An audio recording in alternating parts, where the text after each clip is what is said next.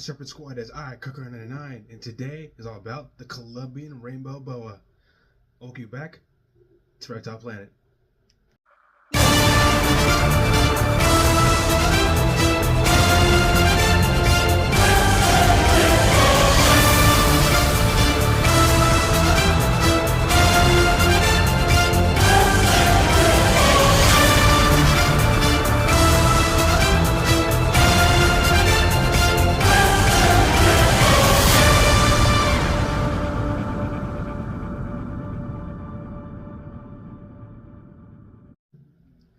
Alright, the Columbian Rainbow Boa. Now, this is a species of snake that's very basically commonly seen amongst the pet industry, basically professional breeders.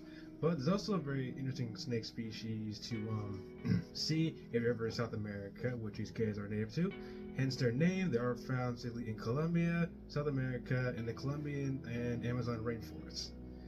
Now, the reason they get the name Columbian Rainbow Boa is not only they have range, but as well as the rainbow part comes from the iridescence in their scales, where it reflects on the sunlight. You see, it's like kind of like a rainbow, kind of like glow to them when their scales are like basically like reflecting light.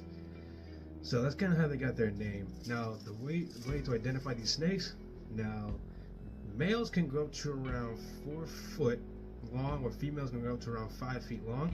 They tend to have kind of like a beige brown coloration to them, with like light tan brown patches to them, basically outlined in black. So that's kind of like a little that's a kind of way to identify their coloration as well as their pattern.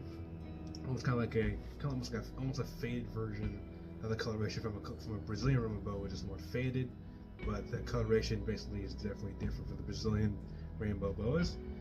Now, Columbian Rainbow Boas are diurnal, meaning that they are mainly active during the day. Now, these snakes are basically great climbers, which basically entails that they manage to not only kind of off the ground to kind of escape potential predators, but also when looking for potential prey. Now, these guys are constrictors, like many of the boas in the Boidae family, whereas they basically, when they latch onto their prey, they bite and they wrap their body around it, they asphyxiate their prey, basically squeezing the life out of it. Their main prey options are basically going to be small mammals, such as like rodents, but since they can basically climb trees, they also are able to get lizards as well as birds. So they have a very wide diet. Sorry.